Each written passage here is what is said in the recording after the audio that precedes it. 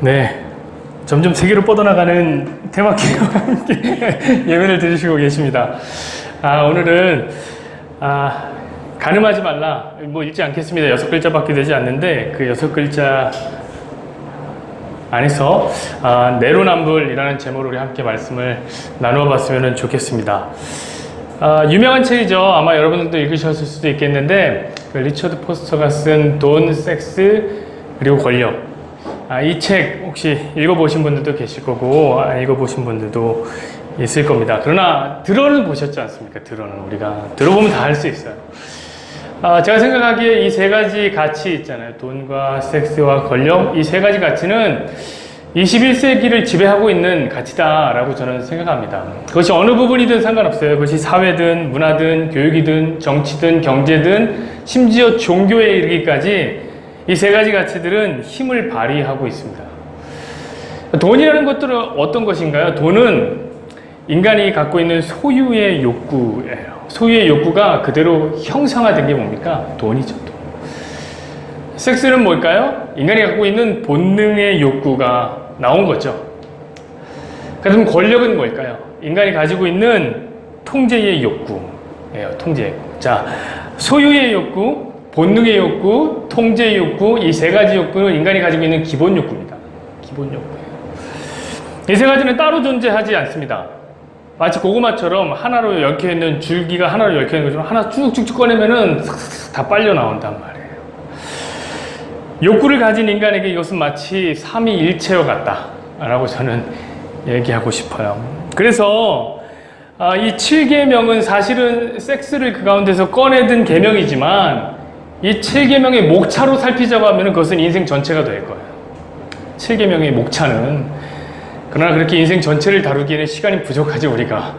그래서 오늘은 아주 핵심적으로 성경에서 얘기하는 성경적인 이 7계명 이것만 다룰 겁니다.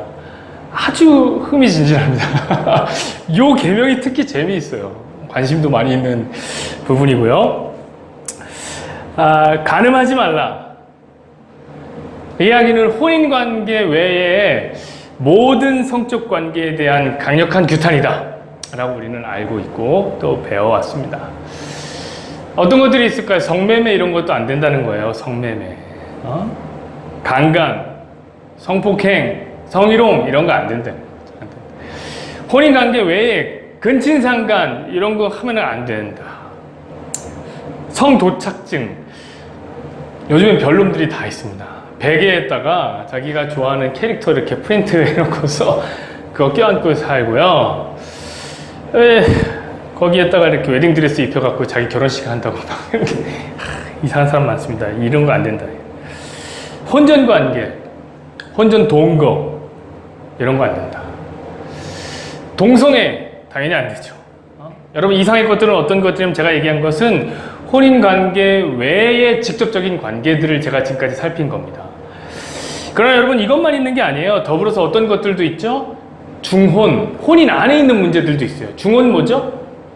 혼인을 하는데 여럿이랑 하는 거잖아요. 여럿이랑. 일부 다처제, 일처 다부제 이런 것들이 중혼이란 말이죠. 이혼 이런 문제도 이 안에 들어있습니다. 동성혼, 동성이 이제 혼인이 이제 허락된 나라들이 있기 때문에 그런 거죠. 매매혼 아시죠? 저기 베트남이나 필리핀 같은 데서 이제 아내 사갖고 와서 결혼하는 걸 얘기하는 거죠.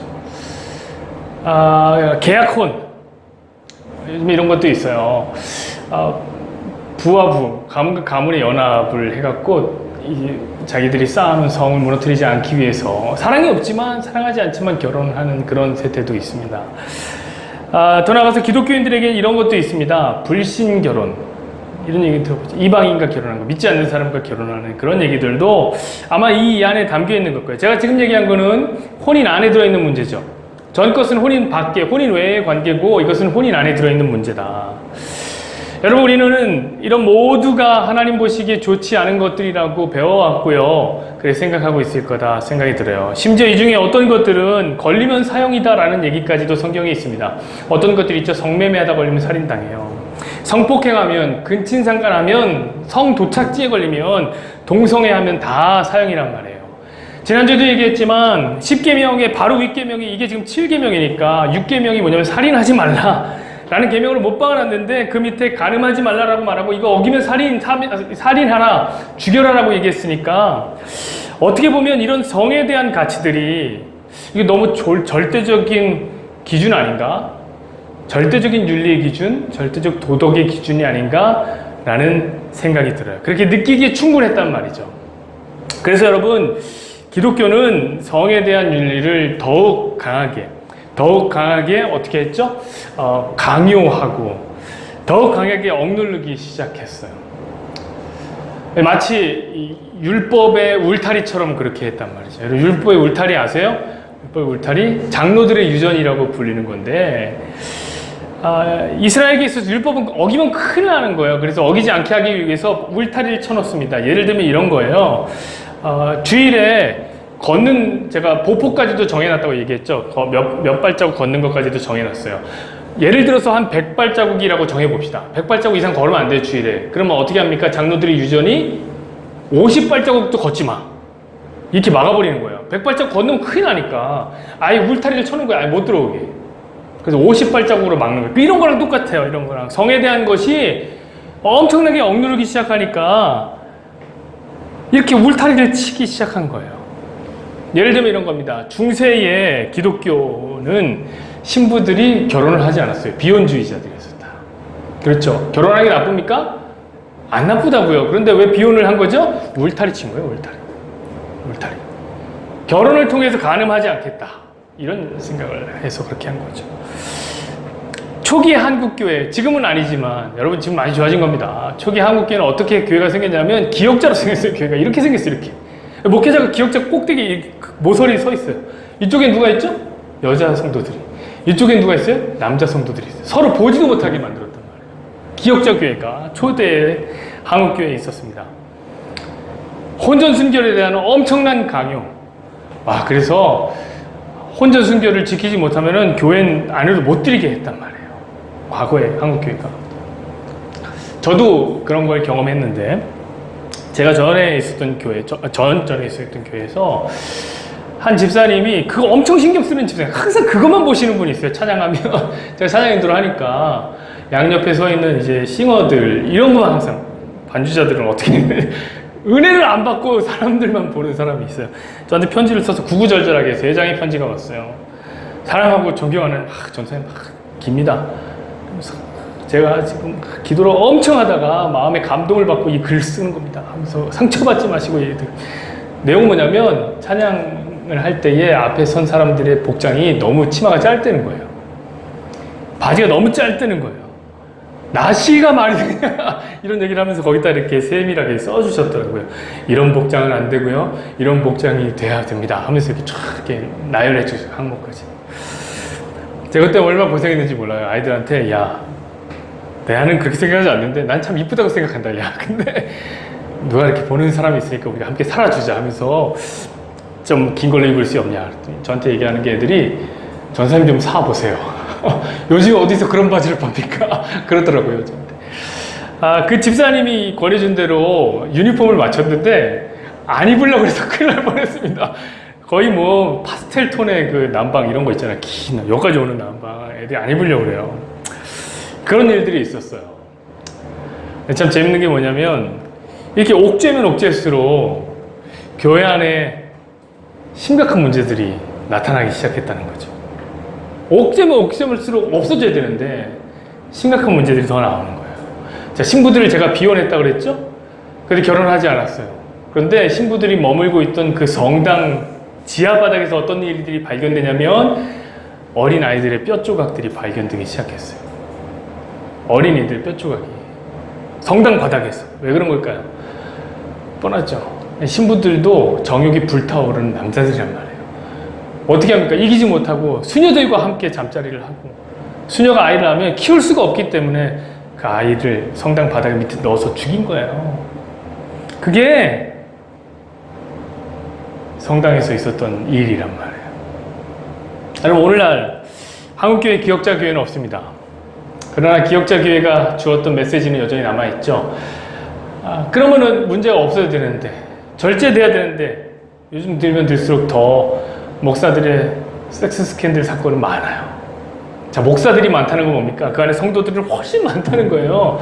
훨씬 많아요. 교회에 깊숙이 들어있다 보면 그런저런 소문들을 다 듣게 됩니다. 그런저런 소문들을. 혼전순결을 강조했지만 이게 오히려 정죄의 대상이 되었어요, 이제. 그래서 전에 제가 한번 말씀드렸지만 교회를 떠났다라는 SNS 페이지를 봤더니 한 여자 청년이 자기 걸 지키지 못해서 교회 가기가 너무 어렵다는 거예요. 마음이 불편해서 못 가겠다는 거예요. 사람들 눈이 너무 힘들어서 교회 안 나간다고 얘기하더라고요. 여러분, 혼전 순결이 이러한데 생각해 보십시오. 이혼한 사람들은 어떨까요? 이혼한 사람들은 교회에 발붙이기가 힘들어요. 교회에 들어올 수가 없어요. 주홍 글씨가 박혀갖고. 문제가 심각하단 말이에요. 여러분, 이것이 이 성에 대한 윤리를 강하게 억눌렀던 한국교회의 현실입니다. 제가 이걸 가만히 보니까 이런 생각이 들어요. 이것이 마치 오늘날 성매매를 규제하는 국가정책 같다라는 생각이 들어요. 왜냐하면 어떤 국가들, 우리나라 같은 국가들은 강력히 규제를 한단 말이에요. 강력히 규제를 해요. 그렇죠? 우리나라도 2004년도에 성매매 특별법이 제정되면서부터 성매매는 금지됐습니다. 금지됐어요. 강력하죠, 지금 막. 저희 가면 뭐 용산에 싹 다 밀어버렸어요. 그 집창촌에 있었던 데를 싹 다 밀어버리고요. 난리도 아닙니다. 그러면 이제 없어졌는가? 아니에요. 더 깊이 아래로 숨어들기 시작했어요. 암덩이처럼 불어나고 있단 말이에요. 자, 숨어들었다고 제가 얘기했죠. 그 말은 뭡니까? 이제 음성적인 세력과 결탁하기 시작하는 거예요. 그럼 어떻게 되죠? 여자들의 인권은 점점 떨어지는 거예요. 거기서 직업 여성들의 인권이 떨어진다. 그럼 어떻게 돼요? 한국에서 직업 여성으로 살아남기 힘들잖아요. 그럼 어떻게 될까요? 점점 해외로 뻗어나가요. 해외로 뻗어나가요. 가장 먼저 가는 곳이 어딜까요? 우리랑 피부색이 같고 비슷한 문화권 아래에 있는 일본으로 많이 가는 거예요. 그렇죠? 돈도 많이 주고 하니까 그리 많이 가겠죠. 배 하나만 타면 건너가잖아요. 그래서 어떤 소문이 도는지 아십니까? 한국 사람들 문란하다. 한국 여자들 문란하다. 이런 소문이 돌아요. 그러면서 어디까지 나가는 줄 아십니까? 그것 봐. 우리가 위안부 억지로 보낸 게 아니라니까. 강요한 게 아니라니까. 이 사람들 민족성 자체가 문란하고 민족성 자체가 아주 성적으로 타락해 있기 때문에 저들이 스스로 한 거다. 이렇게 얘기를 해요. 강력히 규제했더니. 상대적으로 그러면은 그러지 말자. 규제하지 말고 자유를 주자. 라고 하고 합법화한 나라들도 있죠. 어디 같은 데가 있을까요? 네덜란드나 독일이나 호주 같은 나라들이 성매매를 합법화했죠. 자, 그럼 문제가 사라집니까? 해결됐나요? 아니라니까요. 여전히 성산업에 종사하고 있는 직업 여성들의 인권은 낮아요. 왜냐하면 사회적인 부정적인 인식을 벗어날 수가 없는 거예요. 그래서 인권 자체가 낮아요. 그래서 신고 안 해요. 합법화했지만 자기가 직업 여성이라고 신고 안 해요. 점점 여성의 인권은 하락되는데 성은 개방돼요. 그래서 어디까지 갑니까? 동성애까지 가죠. 더 나가서 어디까지 가냐면 수간까지 가요. 수간은 뭡니까? 동물과 함께 잠자리를 하는 거죠. 그런 샵이 있어요. 가면 동물이 있고 동물과 성관계를 할 수 있는 샵이 있다니까요. 자, 자유를 주면 이렇게 돼버리는 거예요. 그럼 도대체 뭐가 옳습니까? 규제해야 되나요? 자유를 줘야 되나요? 저는 사실 이 성에 대한 이슈에 대해서는 해결책이 없다고 생각하는 사람 중에 한 사람입니다. 규제, 자유 이런 것들을 통해서 해결할 수가 없어요. 여러분, 어떤 사람들은 얘기하죠. 이거 강력히 규제하고 금지시켜 가정의 역할을 중시하는 사회를 만들어야 된다. 그러면 본능적인 욕구를 가정에서 충족하기 때문에 모든 성적 문제가 사라질 거다라고 얘기하는 사람도 있어요. 하지만 여러분 생각해 보세요. 제가 처음에도 말했듯이 이 성에 대한 이 이슈가, 이 성에 대한 욕구가 본능적인 욕구 하나만으로 그치는 게 아니라니까요. 본능적인 욕구만 해결된다고 해결되는 문제가 아니에요. 단독적으로 일하는 게 아니에요. 다양한 욕구들이 함께 일해요. 다양한 욕구들이. 당연히 안 되죠. 반대로 어떤 사람들은 이렇게 얘기해요. 자유롭게 욕구를 충족시켜주자. 그러면 더 심각한 사회 문제는 사라질 것이다. 라고 얘기하는 사람들. 그들이 이제 자유를 주자.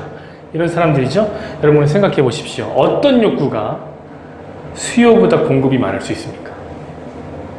어떤 욕구가 충족할 만큼 공급을 받을 수 있냔 말이에요. 안 그래요. 욕구는 끝을 모르고 폭발해요. 불가하다. 여러분, 우리 사회가 더 음란해질 것이다. 이것은 제가 한 얘기가 아니에요. 성경이 얘기하고 있는 바예요. 디모데후서 말씀을 한번 볼까요? 3장 1절에서 4절 말씀 보세요. 너는 이것을 알라. 말세에 고통하는 때가 이르러 4절 보세요. 배신하며 조급하며 자만하며 쾌락을 사랑하기를 하나님 사랑보다 더하며. 자, 말세로 가면 갈수록 이거 더한다는 거예요. 쾌락 사랑하기를 더할 것이다. 더 음란해질 것이다. 라고 얘기하는 거예요. 여러분, 그래서 규제로도 안 되고 자유로도 안 되는 거예요. 이해되십니까? 여러분, 규제 뭐라고 얘기할 수 있을까요? 하지 마라. do not으로 얘기할 수 있겠습니다. 자유는 해라. do로 얘기할 수 있을 것 같아요. 여러분, 성경에는 이렇게 do와 do not을 가지고 이야기하고 있는 게 있습니다. 뭐라고 얘기하냐면, 성경적인 전문 용어로 뭐라고 그러냐면 행위 언약이라고 해요. 행위 언약. 하냐 하지 않느냐. 예를 들면 선악과 같은 게 그렇게 될 것 같아요. 선악과. 따 먹으면 죽는다.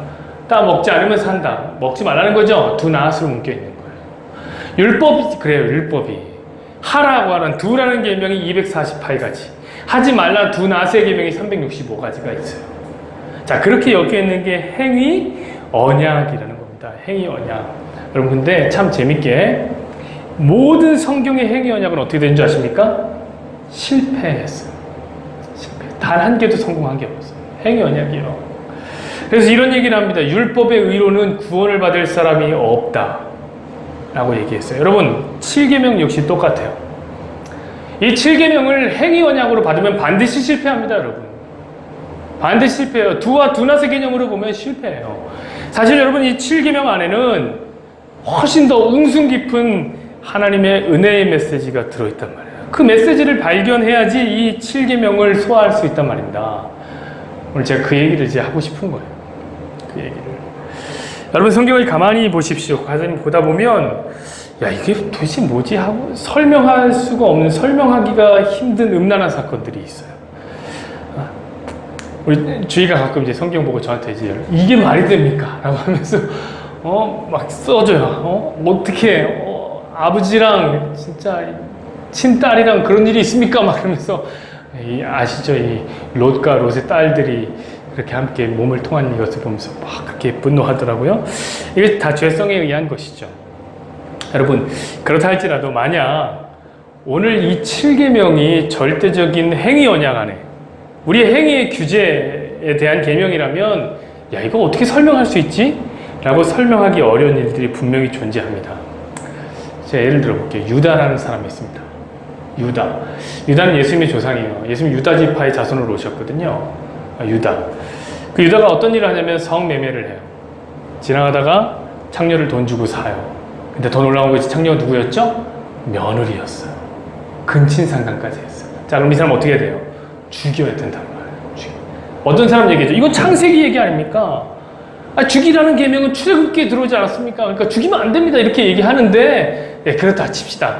그래도 절대로 이거 옳은 건 아니야. 이렇게 얘기해야 되는 거 아니에요. 이거 잘못된 거야. 이거 잘못된 거야. 이렇게 얘기해야 되잖아요. 근데 성경에 어떤 얘기가 써있냐면 다말에게, 그 며느리가 다말인데 뭐라고 하냐면 네가 옳았다. 네가 맞았다. 라고 얘기한단 말이에요. 이거 어떻게 설명할 거예요? 자, 이제 율법의 정죄를 받을 수 있는 사람을 데려와 봅시다. 다윗 같은 사람. 그럼 다윗은 성폭행을 했습니다.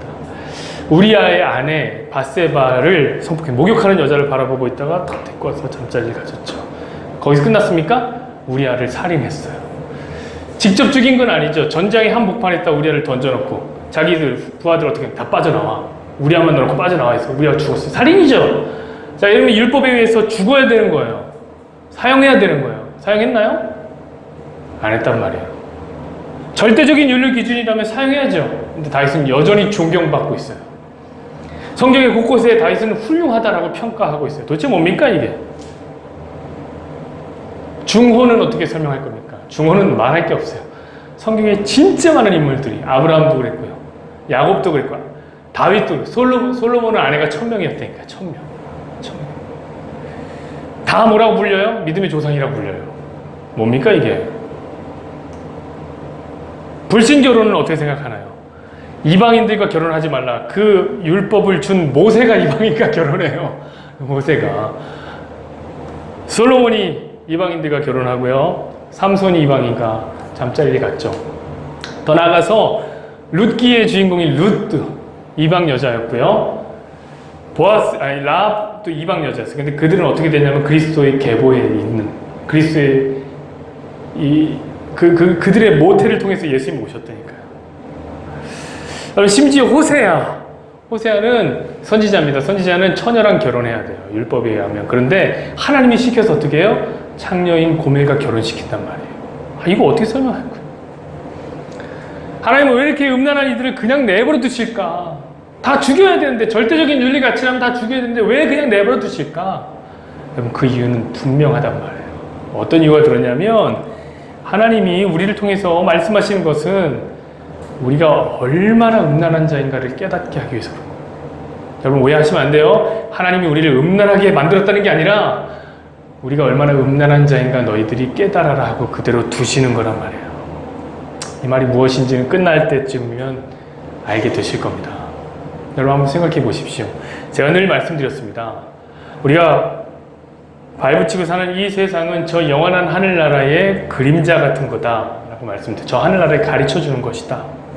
그럼 생각해 보십시오. 우리가 저 천국 가면 남자와 여자가 있습니까? 저 천국 가면 결혼하는 게 있습니까? 마태복음 말씀 한번 봅시다. 예수님이 이렇게 얘기했어요. 22장 29절부터 30절 이렇게 얘기하셨습니다. 예수께서 대답하여 이르시되 너희가 성경도 하나님의 능력도 알지 못하는 거로 오해하였도다. 부활할 때에는 천국 가면이죠. 장가도 아니 가고 시집도 아니 가고 하늘에 있는 천사들과 같으리라. 자, 천사들은 성별이 없어요. 영적 존재가 된다는 거예요. 남자 여자 이렇게 나눠지지 않는다는 거죠. 천국에 가면. 여러분, 그런데 왜 이 땅에서 저 하늘에도 없는 남자와 여자를 만들었냔 말이에요. 이 땅에 저 하늘나라를 가르치는 건데 이 땅은 왜 만들었냐?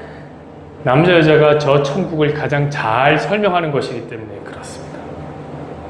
왜냐면 저 천국의 핵심적인 개념은 뭐냐면 연합이에요. 연합. 하나 되는 것. 하나 되는 것. 한 세 사람이라고 부르잖아요. 예수님을 머리로 우리가 그 몸의 지체로 하나로 연합되는 거, 완벽한 유기체가 되는 거죠. 그거를 가장 잘 설명할 수 있는 게 남자와 여자예요.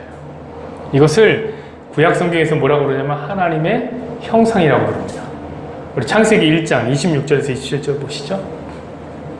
오늘 재밌습니다. 하나님이 이르시되 우리 형상을 따라 우리의 모양대로 우리가 사람을 만들고 그들로 바다의 물고기와 하늘의 새와 가축과 온 땅과 땅에 기는 모든 것을 다스리게 하자 하시고 하나님이 자기 형상 곧 하나님의 형상대로 사람을 창조하시되 남자와 여자를 창조하시고 이렇게 얘기했어요. 자, 여기서 보니까 하나님 뭐라고 얘기하냐면 우리의 모양대로 우리의 형상대로라고 얘기했어요. 여러분, 우리는 단수입니까 복수입니까? 이런 걸 물어보는 것 자체가 제가 수치스러워요.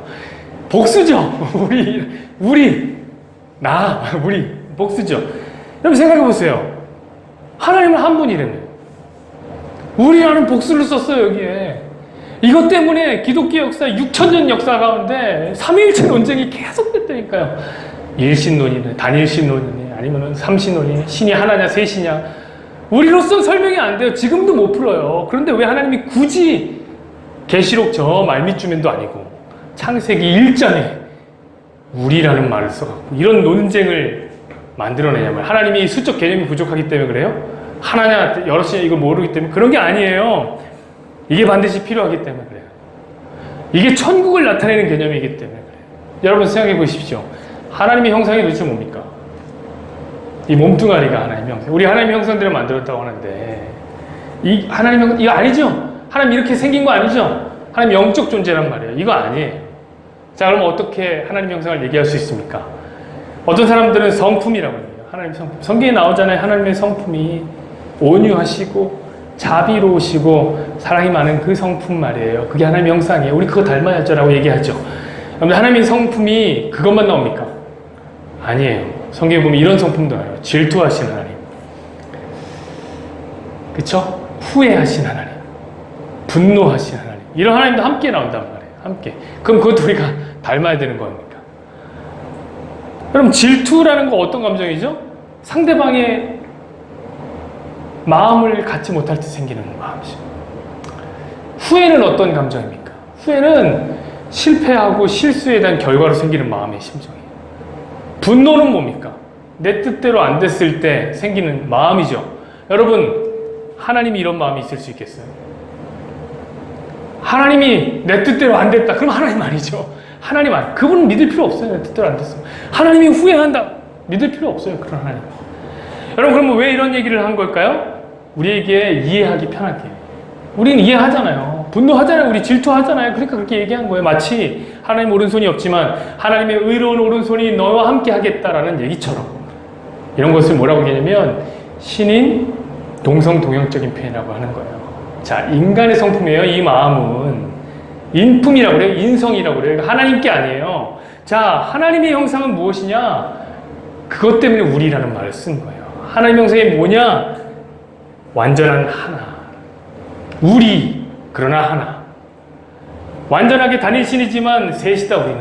이 얘기예요. 하나지만 셋인 거. 그러려면 어떻게 돼요? 완벽하게 연합해야 되는 거예요. 그게 천국의 모양이라니까요. 그래서 여기에 하필 우리라는 말을 쓰시고요. 우리의 형상을 따라 사람을 지었는데 여기 지금 아담을 처음에 지었잖아요. 근데 왜 하필 이렇게 말합니까? 남자와 여자를 지었다. 아담은 2장에 가서 만들어진단 말이에요. 근데 왜 남자와 여자를 만들었을까? 남자와 여자가 그래요. 둘이지만 하나. 둘이 한 몸을 이룰지니. 여러분, 우리 생물학적인 몸의 구조도 그렇고 여자와 남자 하나가 돼요. 하나가. 그리고 하나가 될 때 어떤 걸 느끼는 줄 아십니까? 천국을 경험하는 것 같이 기쁨을 느껴요. 그럼 왜 이렇게 성에 대한 이슈들이 지금도 넘쳐날까요? 그거 기쁜 거 다 알기 때문에 사람들이. 천국을 보여주는 그림이기 때문에 그런 거죠. 그래서 하나님이 남자와 여자를 만든 거예요. 남자와 여자를. 그게 천국을 보여주니까. 완벽한 연합. 그래서 여러분, 믿는 사람들끼리 결혼하라고 그렇게 얘기하는 거예요. 왜냐면 안 믿는 사람 결혼하면 이거 어떻게 알아요? 이걸 어떻게 함께 나눌 거예요? 나눌 수가 없어요. 그러니까 결혼의 목적을 제대로 이해를 할 수가 없다니까요. 그럼 신약도 같은 설명을 합니다. 구약만의 설명이 아니에요. 에베소서 5장 31절 32절을 봅시다. 이렇게 써 있어요. 그러므로 사람이 부모를 떠나 그 아내와 연합하여 둘이 한 육체가 될지니, 이 연합이죠. 결혼에 대한 얘기예요. 이 비밀이 크도다. 나는 그리스도와 교회에 대하여 말하노라. 그렇습니다, 여러분. 남자와 여자의 결혼은 그리스도와 교회의 연합이에요. 이 비밀을 아느냐 너희가, 이 얘기를 하는 거죠. 여러분, 세상은 이 비밀을 몰라요. 그래서 세상 나가보세요. 온통 남자들은 여성이 뭐만 봅니까? 이 외적인 가치, 외적인 매력만 매몰해요. 매몰. 그것만 보여. 여자들은 조금 더 복잡하죠? 여자들은 아주 분석적이에요. 남자들을 다양하게 봐요. 능력도 보고 남자들의 가정도 보고 외모도 다 종합평가를 매겼어요. 점수 줘갖고 제일 높은 사람이랑 결혼하는 거. 왜 그런 걸까요? 여러분, 이유는 뻔해요. 남자가 아름다운 여자랑 결혼한 이유는 뭐냐면 저 아름다운 여자의 아름다움이 나를 돋보이게 하기 때문에 그래요. 나를. 여러분, 남자가 돋보이는 순간은 여성이 착할 때가 아니에요. 어디 나오면 여성이 착하면 어디 보여줘요? 친구들한테 어떻게 보여줘요? 여성이 예쁠 때 돋보인단 말이에요. 자기를 돋보이게 하기 위해서. 여성들은요, 왜 남자의 능력을 보는 거죠? 남자의 능력이 나를 돋보이게 합니다. 그래서 세상의 결혼은 뭐죠? 1 더하기 1, 이것을 3으로 만들고 싶은 거예요. 3. 더 시너지가 일어나면 4, 5, 6, 7 이렇게 만들고 싶은 거예요. 자기 확장이 목적이에요. 세상의 결혼에. 여러분, 그러나 성경적인 결혼은 뭐냐면 둘이 한 몸을 이루는 거죠. 여러분, 그것은 자기 확장이 아니에요. 자기 부인이에요. 버려야 되는 거예요. 하나 대 하나는 하나가 될 수 없다니까요. 내 거 버려야지 되는 거예요. 그러므로 성경의 결혼의 목적은 자기 부인이란 말이에요. 여러분, 자기 확장, 이것은 욕심에서 기인된 겁니다. 이 욕심이 어디서 온 걸까요? 한번 요한 2서, 이런 것도 있어요. 요한 2서라는 것도 있어요. 1장 26절 말씀 보시죠. 이는 세상에 있는 모든 것이 육신의 정욕과 안목의 정욕과 이생의 자랑이니 다 아버지께로부터 온 거잖아요. 하늘에서 온 게 아니라는 거예요. 이 세상에게서 온 것이다. 자, 자기 확장의 이 욕심, 세상을 추구하는 이거 다 이 세상 거라는 거예요. 여러분, 근데 결혼은 제가 뭐라고 그랬습니까? 저 하늘나라를 배우는 거라고 그랬잖아요. 그러니 자기 확장의 결혼은 틀린 거예요. 틀린 거예요. 자기 분의 결혼이 맞는 거죠. 안타깝게 이스라엘도 이 비밀을 몰랐습니다. 우리만 모르는 게 아니에요. 이스라엘도 몰라요. 그래서 어떻게 하는 줄 아십니까? 자기 욕심대로 서로를 취하기 시작했던 거예요. 여러분, 마태복음 19장 10절 보시죠. 저는 참 재밌어요. 제자들이 이렇게 얘기하는 거예요. 제자들이 이르되 만일 사람이 아내와 이같이 할진대 장가들지 않는 것이 좋겠나이다 라고 해요. 이럴 거면 장가들지 않겠습니다 라고 얘기하는 거예요. 이게 상훈쌤이 들으면 놀라 자빠질 일이죠. 지금 상훈쌤은 장가들 날만 지금 기다리고 있는데 장가 이럴 거면 안 가는 게 좋겠습니다 라고 얘기하는 거예요. 자, 왜 이런 얘기를 한 걸까요? 예수님께서 방금 전에 이런 얘기를 했거든요. 이혼하지 말라고 얘기했어요. 그래서 이 말이 나온 거예요. 예수님이 이랬어요. 야, 하나님이 짝지어 준 것을 나누지 마라. 가늠한 이유가 아니고서야 이혼하지 마라. 이혼하면 가늠한 거다. 이혼한 여자와 결혼하는 것도 가늠한 거다 라고 얘기하셨어요. 여러분, 벌써 이 말씀만 듣고 야, 이것 봐라. 이혼은 나쁜 거야. 이혼한 사람들 이것들 다 그냥 가늠한 사람들, 이렇게 이혼한 사람들을 정죄하려고 하지 마세요. 준비하지 마세요. 그 얘기하는 거 아니에요. 절대 그 얘기하는 거 아니에요. 여러분, 제자들이 왜 장가가지 않는 것이 낫겠다라고 얘기했겠냔 말이에요. 예수님이 말씀하신 대로라면, 이혼하지 말라고 한 그대로라면 우리 어차피 가늠할 건데 차라리 장가 안 가는 게 낫네요. 이 말 하는 거예요. 아니, 어차피 우리 이혼하는데, 많이들 이혼하는데, 왜 그러냐면 이 당시에 이혼이라는 것은 이스라엘 남자들에게 유행 같은 거였다니까요. 어차피 이혼해야 되는데, 아니, 가늠할 거, 그러면 결혼 안 해요. 이렇게 얘기한 거예요. 왜 그랬죠? 이 모세가 이혼을 법적으로 보장해 줬어요. 모세가 이혼을 허락해 줬어요. 신명기 한번 말씀 보시죠. 24장 1절 2절 보세요. 이렇게 써 있어요. 사람이 그 아내를 맞이하여 데려온 후에 그에게 수치되는 일이 있음을 발견하고 그를 기뻐하지 아니하면 이혼 증서를 써서 그의 손에 주고 그를 자기 집에 내보낼 것이요 그 여자는 그의 집에서 나가서 다른 사람의 아내가 되려니와. 자, 증서를 줘서 이혼하라고 얘기했죠. 그래, 다 증서 줘서 이혼시킨 거예요, 사람들이. 예수님이 이렇게 얘기해요. 야, 그거는 원래 그런 거 아니야. 너들이 다 악하기 때문이지 라고 얘기하셨어요. 마태복음 19장 8절도 한번 봐주세요. 빨리빨리 넘어갑니다. 예수께서 이르시되 모세가 너희 마음에 완악함 때문에 아내 버림을 허락하였거니와 본래는 안 그렇다. 여러분, 이 배경이 이런 거예요. 사실 고대 사회에 여자란 남성의 소유물 같은 거였어요. 남성의 소유물. 그래서 실직난 장난감을 갖다 버리듯이 여자가 실직나면 이혼증서 써주지 않고 갖다 버려버린 거예요. 너 나가라. 내버린 거예요. 생각해 보십시오. 여러분, 당시 여자라는 동물은 남성 없이는 못 살아요. 남성 없이는. 왜냐면은 여자가 경제 주체가 아니기 때문에. 남자 없이 못 사는 동물이 아니라 이 농업사에서 남자가 없이는 경제 활동을 전혀 못 하기 때문에 그런 거예요. 그러니까 남자 없이는 못 살아요. 굶어 죽는 수밖에 없어요. 굶어 죽는 수밖에. 그런데 남자가 여자를 취한 다음에 이혼도 안 시키고 그냥 버려버리는 거예요. 이 여자 어떻게 살 거예요? 굶어 죽는다니까요. 다른 남자 만나야 돼요. 다른 남자 만나면 어떻게 되는 줄 아십니까? 이 남자가 탁 지켜보고 있다가 너 내가 이혼 안 해줬는데 다른 남자 만나? 너 가늠. 돌로 쳐 죽여요, 그 자리에서. 너무 웃기지 않나요? 이 쳐 죽일 놈들. 이놈들이 나쁜 놈들이죠. 그래서 어떻게 해요? 그러지 마라. 차라리 이혼해줘라. 이혼해서 먹고 살게 해줘야지. 라고 얘기했던 거예요. 그랬더니 어떻게 하는 줄 아세요? 남자들이 막 이혼하기 시작하는 거예요. 아까 전에 위에 봐주세요. 그 신명기 아까 24장 1절. 여기 보면 이런 얘기를 하잖아요. 수치되는 일을 발견하면. 이 수치되는 일이 해석이 막 다양해지기 시작합니다. 그럼 당시 이스라엘에는 이 학문적인 두 지류가 있었는데, 하나는 샴마이 학파라는 학파가 있었고, 하나는 힐렐 학파라는 학파가 있었어요. 이 샴마이 학파는 보수적이에요. 그래서 수치되는 일을 하나로만 해석했어요. 어떻게 해석했죠? 가늠하는 걸로 해석했어요. 가늠하면 이혼하는 거다. 근데 힐렐 학파는 좀 진보적이에요. 자유로워요. 어떻게 해석하면 이걸 폭넓게 해석하기 시작하는 거예요. 수치되는 일, 이런 것도 있어요. 이거 여러분 판례예요, 판례. 여자가 말이 많으면 남자의 수치가 되지. 이혼. 여자가 말실수를 하면 남자의 수치가 되지. 이혼. 음식을 못해요. 수치야. 수치스러워. 이혼. 옆집 여자보다 안 이뻐? 수치스러워. 그러면서 이혼했어요. 심지어 뒷모습이 안 이뻐도 수치스럽다고 이혼했어요. 이게 이혼 사유가 됐어요. 저 수치를 그렇게 해석했어요. 남자들이 자, 보수를 따랐을까요? 진보를 따랐을까요? 말해야 돼요? 당연히 진보를 따른 거예요. 막 이혼하는 거예요. 여러분 생각해보세요. 예수님 시대에 예수님 뒤를 졸졸졸 따라다녔던 여자들 혹시 기억하십니까?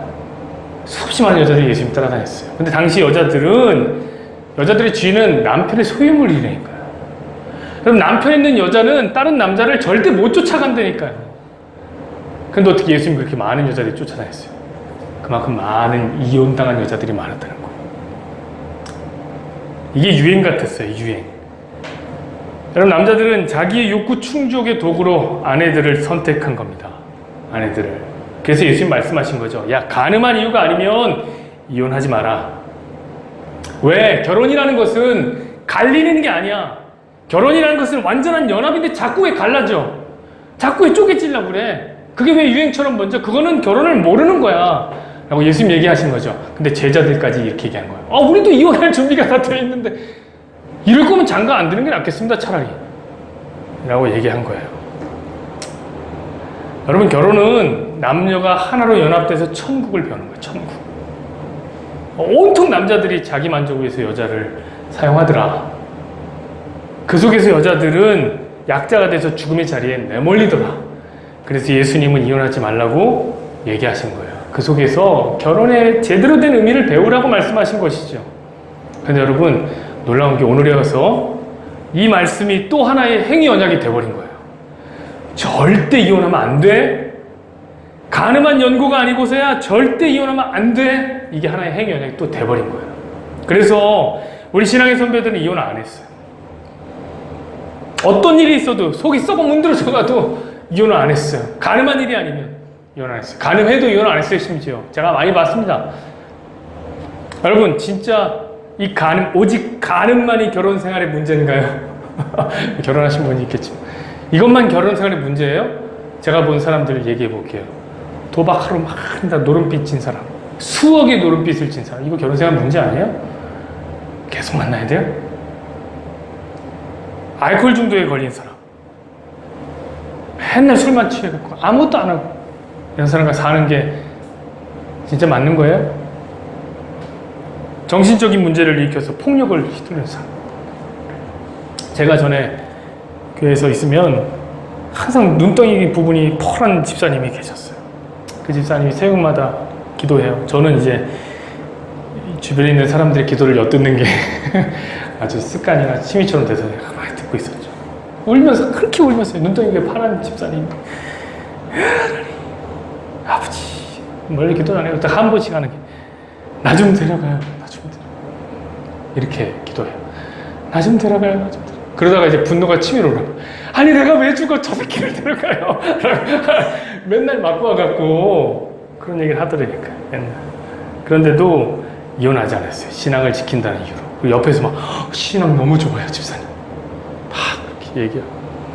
여러분 저는 지금 신앙의 이유로 이혼을 하지 않는 사람들 잘못해도 얘기하는 거 아니에요. 진짜 훌륭합니다.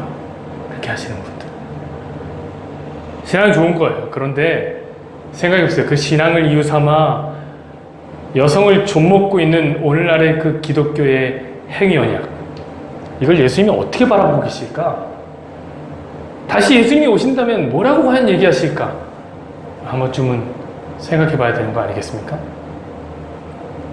여러분 오늘 예수님께서 이혼의 사유로 오직 간음만을 내세운 것을 놓치시면 안 돼요. 이게 키포인트예요. 그걸 생각해 보십시오. 왜 수없이 많은 이혼의 사유들 중에서 예수님은 간음만을 이유로 되셨을까?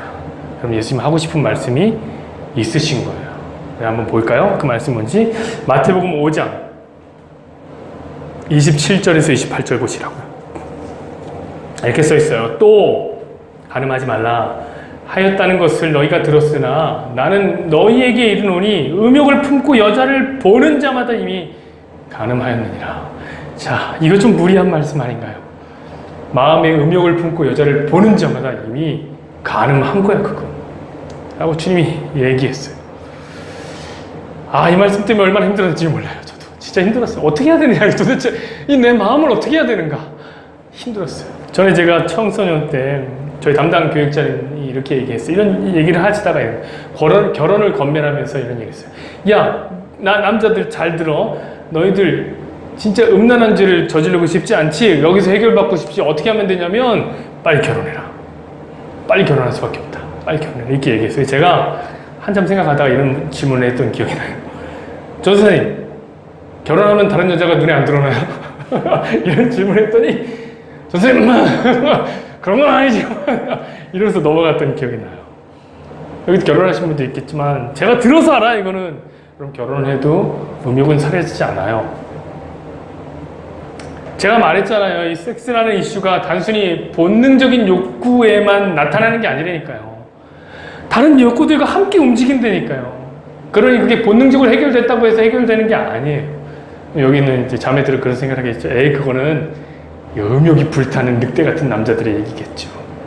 이런 얘기들을 하실지도 모르겠어요. 제가 여자는 아니어서 모르지만 요즘은 그렇게 솔직한 여성들이 자기 고백을 하더라고요. 제가 보니까 여성들도 똑같이 남자를 보면 그런 느낌 받는다는 거예요. 모르겠습니다. 저는 여자가 아니까 모르겠습니다. 그렇다라고 음욕을 똑같이 일으킨대요, 여자들도.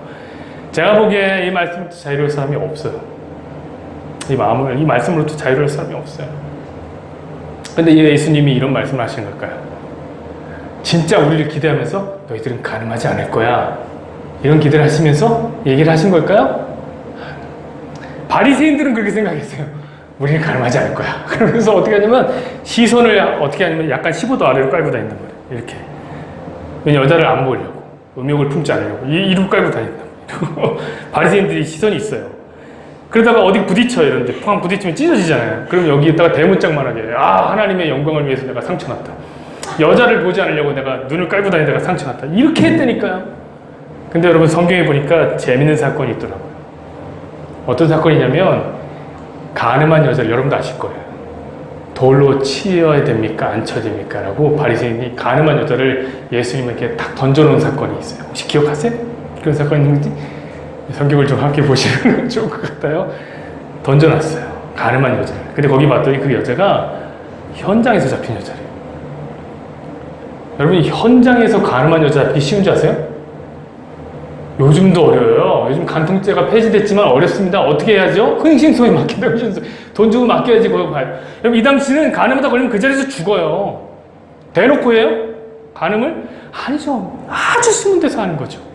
근데 밑에 어떤 단서가 달려있냐면 바리새인이 예수님께 던져놨는데 뭐라고 얘기하냐면 고발할 조건을 찾기 위해 예수님을 시험하기 위해서 던져놨다 라고 얘기했어요. 여러분, 바리새인이 이거 만든 거예요. 이 상황을 만든 거예요. 남자는 없고 여자만 딱 데리고 왔단 말이에요. 어떻게 해야 되죠? 모세 율법대로는 쳐 죽여야 되는데 당신은 사랑하라 그러는데 어떻게 살려줄까요? 이거 고발할 조건으로 지금 예수님 앞에 두신 거예요. 예수님이 딱 그 시크함 땅에 글을 탁 쓰면서 한마디 하시잖아요. 너희 중에 죄 없는 자가 돌로 치라. 야, 이 말씀 여기 나온 거예요. 그러자 어떻게 해, 사람들이 돌을 잡고 있던 손을 툭툭 떨어뜨리고 갔다는 거 아니에요. 그 가운데 바리새인들도 있었어요. 다 떨어뜨리고 갔어요. 여러분, 이 말이 뭐예요? 이 여자만 간음을 저지르는 죄인이 아니라는 거예요.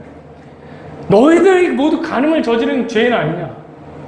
너희들은 죽이는 자가 아니야. 죽어야 하는 자야. 이거 얘기해 준 거예요, 예수님이. 응? 오늘날의 바리새인들은 예수님이 너희 중에 죄 없는 자가 돌로 치라. 이 말씀을 해도 돌을 안 놔. 자꾸 꽂고 자꾸 다 던진다니까, 사람한테.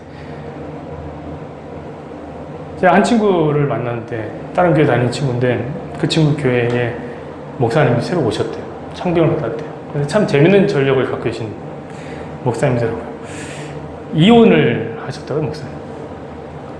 청빙을 하셔서 제가 놀랐습니다. 야, 너희들 교회 장로님 깨어 계시구나. 어떻게 이혼한 목사님을 청빙을 할 생각을 했는지 진짜 대단하다. 얘는 진짜 사랑과 자비가 풍성하구나. 이렇게 얘기를 했더니 그 친구가 저를 보면서 웃으면서 형, 아니에요. 장로님이 담임 목사님 또 뭐라고 하는 줄 아세요? 뭐라는 줄 아세요? 이렇게 직접적으로 얘기해요. 목사님 나이도 많고 이혼하셔갖고 어디 가지 못한다. 우리 말 잘 듣고 여기 잘 계시라고. 그걸 오히려 이용한다는 거예요. 정죄 대상. 그들이 오늘날의 바리새인들이 아닙니까, 여러분? 아닙니다, 여러분. 우리가 가늠한 사람이에요. 우리가 가늠한 사람. 그런데 이 남자와 여자를 어떻게 설명한다고 했죠? 그게 그리스도와 교회의 관계라니까요. 여러분, 그래서 성경은 늘 이스라엘, 교회를 가늠한 자로 설명해요. 호세아 3장 1절을 보시죠. 여호와께서 내게 이르시되, 이게 호세아에게 이르신 거예요. 이스라엘 자손이 다른 신을 섬기고 건포도 과자를 즐길지라도 여호와가 그들을 사랑하라니 너는 또 가서 타인의 사랑을 받아 음녀가 된 그 여자를 사랑하라 하시기로. 음녀가 된 여자는 고멜입니다. 여자가 누구랑 지금 대립되고 있죠? 우리 이스라엘, 우상숭배를 한 이스라엘이 이 여자예요. 대비되고 있는 거예요. 여러분, 그렇잖아요. 우리가 그래요. 우리가 늘 하나님 말고 다른 매력적인 대상에 눈을 돌린다니까. 돈, 권력, 섹스. 이게 우리 하나님 아니에요, 사실? 여기에 자꾸 눈이 가는데 이게 간음이라는 거예요. 그래서 여러분, 간음을 저지른 저와 여러분은 하나님과 이혼한 자가 되어버린 거예요. 이혼해야 된다니까. 이건 이혼의 사유예요. 간음한 것은. 하나님과 이혼한 자가 된 거예요. 여러분, 성경에 보면 남편이 없는 비참한 여자들이 나와요. 먹고 살기 힘들어서 땅에서 주워 먹어야 되는 여자들. 이게 어떤 모습이냐면 하나님 떠난 성도들의 모습이 이런 거야를 가르치고 있는 중이죠. 근데 여러분, 하나님은 이런 교회들이 가만히 내버려 두잖아요. 이거 원래 가만히 내버려 두고 돌로 쳐 죽여버려야 되는 거예요, 그 자리에서. 그런데 가만히 두지 않으시고 돌을 탁 내려놓으시면서 나도 너를 정죄하지 않겠다라고 말씀하신 예수님처럼 이렇게 말씀하시는 거예요. 이사야 54장 5절에서 4절, 6절 말씀 보시죠. 이는 너를 지으신 이가 네 남편이시라. 그 이름은 만군의 여호와시며 내 구속자는 이스라엘의 거룩한 이시니라. 그는 온 땅의 하나님이라 일컬음을 받으실 것이라. 여호와께서 너를 부르시며 마치 버림을 받아 마음에 근심하는 아내, 곧 어릴 때에 아내가 되었다가 버림을 받은 자에게 함과 같이 하실 것임이라. 내 하나님께서 말씀하시니라. 자, 버림을 받은 여자. 왜 버림받았어요? 간음해서 버림받은 그 여자를 다시 부르시는 남편이 누구예요? 하나님이시라니까. 우리 하나님. 우리가 그렇게 버려져야 됩니다. 우리 다시 부른다. 심지어 어떻게 부르는지 아십니까? 이사야 62장. 그 다음 장인데 보십시오. 4절에서 5절. 다시는 너를 버림받은 자라 부르지 아니하며 다시는 내가 내 땅을 황무지라 부르지 아니하고 오직 너를 뭐라고 한다고? 헵시바라 하며 내 땅을 뷸라라 하리니 이는 여호와께서 너를 기뻐하실 것이며 내 땅이 결혼한 것처럼 될 것이니 마치 청년이 처녀와 결혼함 같이 내 아들들이 너를 취하겠고 신랑이 신부를 기뻐함 같이 내 하나님이 너를 기뻐하리라. 간음하에서 버려져서 이혼한 그 여자들을 어떻게 부른다고요? 헵시바라 라고 부른다. 헵시바는 무슨 뜻이냐면 내 기쁨이 이 딸에게 있도다. 뷸라라고 부르겠다. 뷸라는 어떤 말이냐면 결혼한 자라, 내 아내, 이런 거예요. 근데 어떤 결혼한 자냐면 재혼한 아내, 신혼, 처음으로 결혼한 여자를 뷸라 이렇게 부른단 말이에요. 뷸라. 심지어 뭐라고 얘기해요? 청년이 처녀와 결혼한 것 같이 내가 너를 사랑할 것이다 라고 얘기하더라니까요. 주님이. 버려져야, 이혼해야 되는 여자가. 제 친구 중에 목사님 계시죠? 그 친구가 결혼할 때 보니까 갑자기 결혼할 여자랑 파혼을 하는 것을 제가 보고 놀랐습니다. 왜 그러냐? 이렇게 얘기를 했더니 친구가 저를 보면서 형이니까 얘기하는 거예요 하면서 얘기하는데 이런 얘기를 하더라고요. 형, 선지자나 제사장이 구약에 보면 처녀랑 결혼해야 되는 거 아시죠? 그래, 구약에는 그랬지 라고 얘기를 했어요. 형, 목사는 선지자나 제사장 같은 거 아니겠습니까? 제가 결혼하려고 정혼을 하는 이 여자가 처녀가 아니더라고요. 경험이 있더라고요. 혼전순결을 지키지 않았더라고요. 그래서 파혼을 했다는 거예요.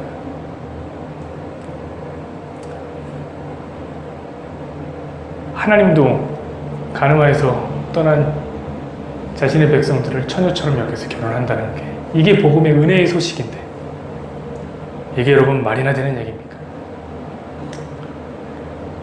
사랑하는 여러분, 오늘 이야기는 내가 바로 남자를 탐해 불륜을 저지른 고멜이다, 이 얘기를 하는 거예요. 내가 바로. 그래서 제목이 내로남불이에요. 내가 하면 로맨스, 남이 하면 불륜, 이게 아니라 내가 바로 남자를 탐해 불륜을 저지른 고멜이다, 내로남불. 야, 이름 잘 지지 않았습니까? 제가 이름 짓기 학원이라도 좀 열어야 될 것 같아요. 말씀했죠, 여러분. 저는 오늘 여러분에게 야, 우리는 어차피 고멜이니까 성적으로 방종하게 살라, 이 얘기를 하는 거 아닙니다. 얘기하는 거 아니에요. 어차피 여러분, 하나님은 나를 사랑하셔서 나를 다시 처녀로, 신부로 받아주실 거야. 그러니까 내 맘대로 이거 아니야. 이 얘기를 하고 있는 중이 아니라니까요. 여러분, 신랑의 사랑을 깨달은 신부가, 고멜이 어떻게 이럴 수 있냔 말이에요. 그럴 수 없어요. 신랑이 어떤 대가를 지불했는데요. 호세아 2장 2절에 보면 신랑이 지불한 대가가 나옵니다. 이렇게 써 있어요. 내가 은 15개와 보리 한 호멜 반으로 나를 위하여 그를 사고, 고멜이 다른 남자를 사랑해서 떠나서 그 남자의 종이 되었는데 그 고멜을 사랑하기 위해서 다시 사오기 위해서 뭘 줬다고요? 은 15개와 보리 한 호멜 반. 그럼 당시에 보리 한 호멜은 은 10개로 샀습니다. 그럼 한 호멜 반이면 몇 개인가요? 은 15개 아닌가요? 그럼 은 15개와 은 15개를 샀다는 거예요. 그럼 은 30개 아니에요? 그럼 은 30개. 이거 어디서 많이 들어본 숫자 아닙니까? 가늠하에서 하나님을 떠난 이스라엘 교회가 죽어야 하는 그 죄의 값을 예수님 대신 짊어지신 값이 뭐예요? 은 30개의 십자가에 달려 돌아가셨단 말이에요. 그 얘기하는 거예요. 자기 목숨을 던진 비용이란 말이에요, 이게. 그렇게 고멜을 사랑했는데. 그리고 이제 그 고멜에게 단 한 가지 부탁을 합니다. 호세아 3장 3절을 보시죠. 이렇게 써 있어요. 그에게 이르시되 이르기를 너는 많은 날 동안 나와 함께 지내고 음행하지 말며 다른 남자를 따라하지 말라. 나도 네게 그러하겠다. 다른 부탁하는 거 아니에요. 나하고만 사랑하지 아니에요. 나하고만. 나도 너에게 그러하겠다. 여러분, 우리도 그런 거예요. 우리도 그렇게 사는 거예요. 이 결혼 생활을 지키며 그래, 야, 나 같은 고멜도 사랑하셔서 내게 생명을 주시면서까지 다시 나를 처녀로 뷸라로 받아들이는데 나도 이 사람 사랑해야지 라고 이 땅에서 주신 남편과 아내를 사랑하는 거예요. 그렇게 사랑하는 거예요. 혹시 그러지 못했나요? 그렇지 못한 분들도 있을 거예요. 이혼을 했다든지 그럴 거 아니에요? 여러분, 그래도 괜찮아요. 우리는 여러분 원래 그렇게 하나님과 이혼한 사람들이라니까요. 그 이혼 속에서 고통을 경험하시면 돼요. 하나님 떠난 그 여자는 고통스럽구나. 이걸 배우면 된단 말이에요. 배우면 돼요. 제가 얘기를 들었더니 이혼하신 분이 얘기하더라고요. 이혼하면은 그렇게 속이 시원할 줄 알았는데 하나도 안 시원하대요. 너무너무 고통스럽다는 거예요. 예, 그거 배우면 되는 거예요. 그거 배우면 되는 거예요. 내가 원래 고멜이었다는 사실을 깊이 깨달아 하나님을 떠나지 않기 위해 애쓰는 것, 이게 7계명 안에 들어있는 은혜의 언약입니다, 여러분. 이게 여러분, 사람이요, 자기가 음란하다고 생각하는 사람이 무너지는 거 아니에요. 자기가 거룩하다고 생각하는 사람이 무너지는 겁니다. 오늘 이 7계명이 우리에게 무엇을 가르치신지 아셨죠? 이겁니다. 간음한 자들이요, 예수님이 고멜과 같은 우리를 찾아오셨다. 은혜를 베푸신 그 남편 예수님을 이제 더는 떠나지 말아라 라고 말씀하시는 거예요. 이 7계명. 다른 사람을 정죄하기 위해서 이 계명을 칼로 쓰지 마시기를 부탁드립니다. Don't know what he sees in me. He is spirit, he is free. And I the wife of adultery. And Gomer is my name. Simply more than I can see. How he keeps on forgiving me. How he keeps his sanity. Hosea, you're a fool. A fool to love someone like me. A fool to suffer silently. Though sometimes through your eyes I see I'd rather be a fool.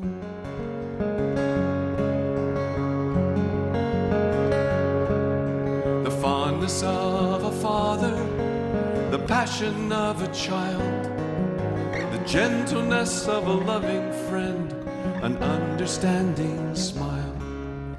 All of this and so much more you've lavished on a faithless whore. I've never known love like this before. Hosea, you're a fool. A fool to love someone like me, a fool to suffer silently. Though sometimes through your eyes I see, I'd rather be a fool. This God of yours would not have told to lift a love that you couldn't hold. And though time and time again I flee, I'm always glad to see you coming after me. Simply more than I can see how he keeps on forgiving me. The wife of adultery, and Gomer is my name.